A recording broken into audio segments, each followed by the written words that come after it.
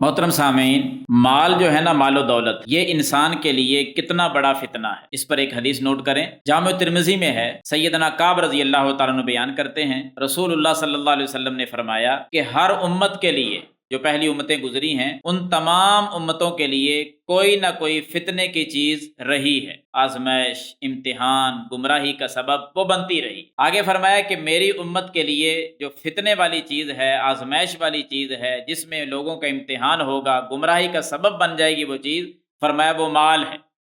مال اتنا بڑا فتنہ ہے کہ پہلی امتوں کے لیے بھی فتنے رہے، اس امت کے لیے فتنے کی چیز مال کو قرار دیا گیا ہے۔ اس لیے مال کے پیچھے اس قدر نہیں دوڑنا چاہیے کہ انسان کی نمازیں بھی رہ جائیں، بہت سارے خیر کے کام رہ جائیں، فرائض کا انسان تارک بن جائے، تو آزمائش اسی کا نام ہوتا ہے۔ آزمائش اور فتنے کو کوئی الگ طور پر سینگ نہیں لگے ہوتے، حلال جگہ سے کما رہا ہے یا حرام جگہ سے کما رہا ہے، خرچ حلال جگہ پہ ہو رہا ہے یا حرام جگہ پہ پیسہ لگا رہا ہے، جس جگہ پر حق تھا پیسہ خرچ کرنا وہاں کر بھی رہا ہے یا نہیں، بہت بڑی آزمائش ہے مال۔ اللہ تعالی ہم سب کو اس فتنے اور اس آزمائش میں پورا اترنے کی توفیق عطا فرمائے۔